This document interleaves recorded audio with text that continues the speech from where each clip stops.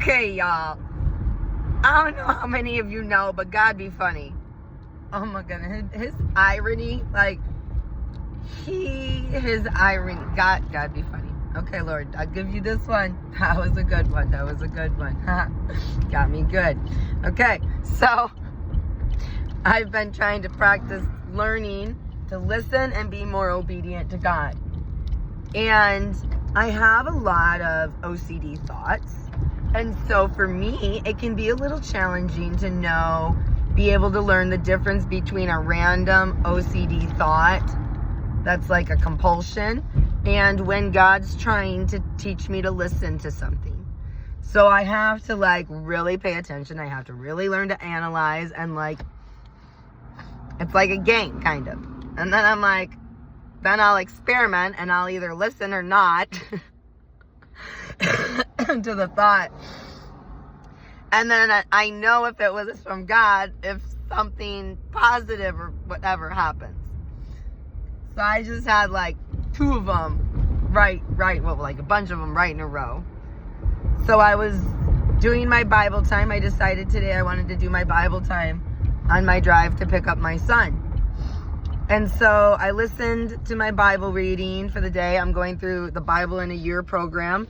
I'm doing the chronological one, and I've really been enjoying it, actually. It's really interesting to listen to it kind of jump around a little bit in the Bible. Because I'm like, wait, this part didn't come next. And I'm like, oh, but it's explaining. And I'm like, oh, this is what happened during this same time. And so I'm really enjoying it. And so I did that in the car. And then my new thing that has my 2025 resolution is to do 10 minutes of prayer and meditation with a Bible verse every day. And so after I finished listening to my Bible for the day, I picked out, I have a YouTube channel. You might see me on YouTube right now, so obviously you would know it, but then you'd like it. So, and so I started this new playlist. So if you look at my videos, they'll say MTM, and it stands for Minute to Memorize. And I record these verses, and then I like to just play them, and I let the reel just repeat over and over and over for 10 minutes. And then I'll sit and I'll just meditate on that verse, that concept, that idea. I'll say it out loud. I'll pray to God. And so the verse I picked today was Revelation 3:19 and 20. And it says, I correct and discipline everyone I love, so turn from your indifference. Look, I stand at the door and knock. If anyone hears my voice and lets me in, I will come in and we'll share a meal together as friends. So I'm listening to it. I started it and I'm starting my trying to meditate. And I was like, dude, I'm hungry. By the time I get there, it's my son will be there. I'm not going to have time to eat. So I reached over to grab my granola bar, and the Lord said, wait, you can eat later. Right now, it's time to focus. And I was like, is this an OCD thought? Or is this a God thought? And I'm like, you know what? Deny the flesh. That's been my new thing I'm trying to practice, denying the flesh. So I'm like, it's not going to hurt to wait. It can only help to wait. So I'll deny the flesh. I won't eat while I meditate and pray. And just okay, we'll just do that. So I didn't eat my granola bar. And I was meditating. And I was praying different things. And I realized, I'm like, Lord. So I prayed, please reveal to me how I'm indifferent, where I'm indifferent. Because you correct and discipline me. I know you love me. So where am I indifferent? Where am I holding back? Where am I, show me. Please reveal it to me. And I just finished praying that prayer, and a blue jay flew right in front of my car. I could see the details, the colors, he flew right in front of my car. And so I just had a friend over last night, and we were having a discussion, And part of the discussion was about how God will put Easter eggs in your path. And it's our job to have enough vision, enough wisdom, enough discernment to see the Easter eggs God puts and to discern if they what the meaning is. I don't believe in coincidences. I think God lines everything up and he'll use everything for good. And because I believe this, like, I act on it. So I saw the blue jay. Very obvious. Like, I thought I was going, like, I was worried I might hit him. I'm like, no, the pretty. And I was like, Easter egg, like, and like, another thing I learned from God is he'll tell you the answer to something before you get to the question. So last night, me and my friend, like, we already discussed God putting Easter eggs for people that are observant. So God had already told me, that that's what he was going to do. And now here was the Easter egg. And so I looked up what's the meaning of a blue jay. And it's intelligence, creativity, focus, communication, and play. And I was like, okay.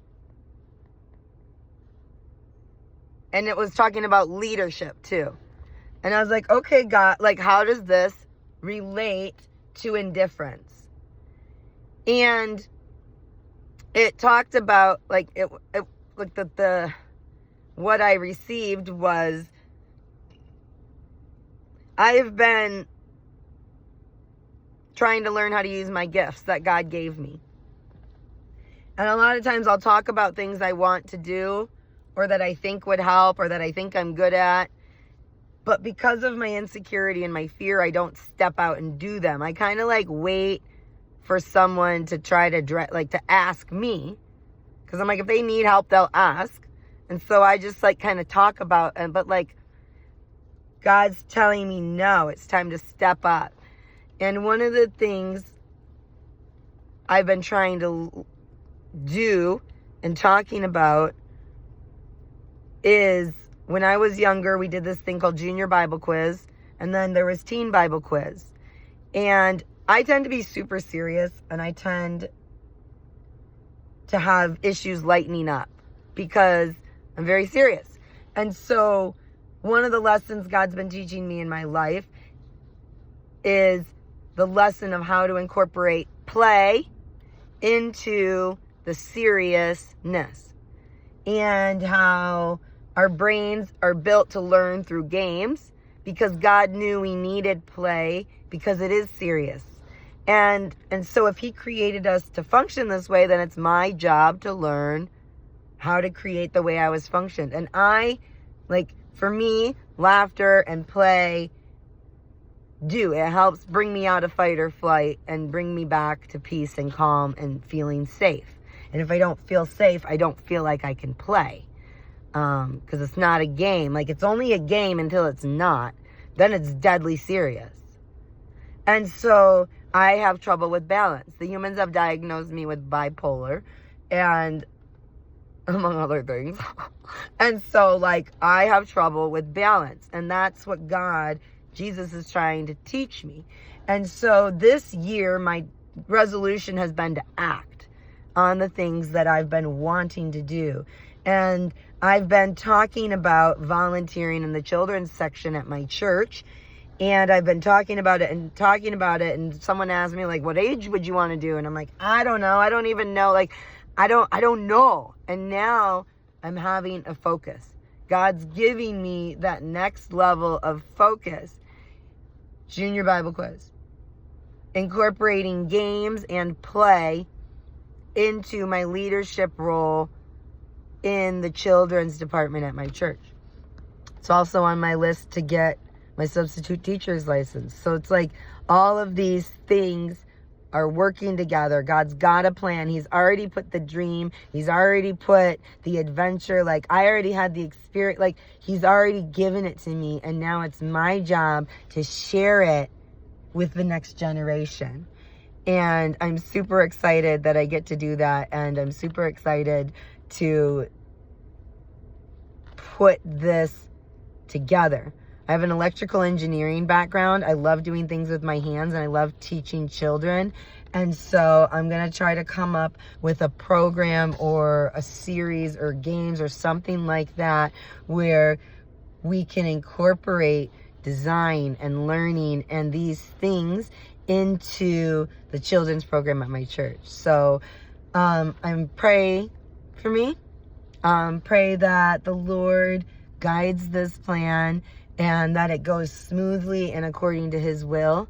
Where there's a will, there's a way, and I got a strong will, and he got a strong will, and he loves to play, and I do too. So let's find a way to play together again, because this world is so divided, this country's so divided, everyone's so rigid and strict, and they're so wrapped up in the seriousness that isn't serious. They're focused on the wrong things, and we need to break that focus and bring them back to Jesus, back to love, back to truth. And the way to do that is by games and playing. Because when they engage in that, it helps deactivate their fight or flight and activate their calm, resting, healing. And then when they're around Jesus, the creator of that, like, lives change, miracles happen. And 2025 is going to be the year of miracles. Psalms 9:1 tells us to share and tell of all the miracles and glories and praise the Lord for them, and to share what he's doing. It says what he shares with us in secret, to shout it from the rooftop, to encourage each other daily. So I know this world is dark. I know things are scary. But Psalms 18 tells us that the Lord himself rides the clouds of darkness because they shield his light. So whenever there's dark clouds, even this fog, the fog doesn't bring me fear. The fog brings me hope and joy, because I know that my God, my light, my salvation, and my firm foundation is right on the other side of that, shining bright, fighting my battles, and doing all the work for me so that I don't have to, so that I can sit back and I can enjoy the rest that he has blessed my spirit with, and that he wants to bless your spirit with. So don't let those things in the world bring you fear. Let them bring you hope. And the way they can bring you hope is by being in the Word daily, knowing the truth, so that when we see things like the fog, we don't think fear. We think Jesus. We think, oh, y'all better watch our God be close. He closer than ever. And he is ready to fight. It tells us in the Bible, he's ready to fight for us. We just have to ask him to. And then be willing to let him. Are you willing to let him fight for you? You don't have to fight anymore. It's time to rest. We're not bound by the law. We're bound by love. He wants a relationship with you. He wants to teach you personally. And the way he speaks is through his word and through a willing and humble heart. I love you guys. He loves you more. I'm ready for some miracles. I hope you are too. Have a great day. So I realized I got sidetracked in the beginning of the video. I never got back to the other part that Jesus did. So after that big revelation and I realized what I was supposed to do, I was like, awesome, sweet. Okay, I know where my next focus is. And my 10-minute, my meditation time was done. So I still had the verse going. And I reached over and I grabbed my bar. And I was going to open it, and just as I was, the part of the verse came on, and it says, if you do, I will come in and we will enjoy a meal together as friends. And Jesus was like, there, you listened, you focused, and now we can eat as friends. And I was like, Jesus don't be playing, y'all. Like, he wants you to listen. He wants you to focus. And when you do, he will speak and he will let you know. He will let you know.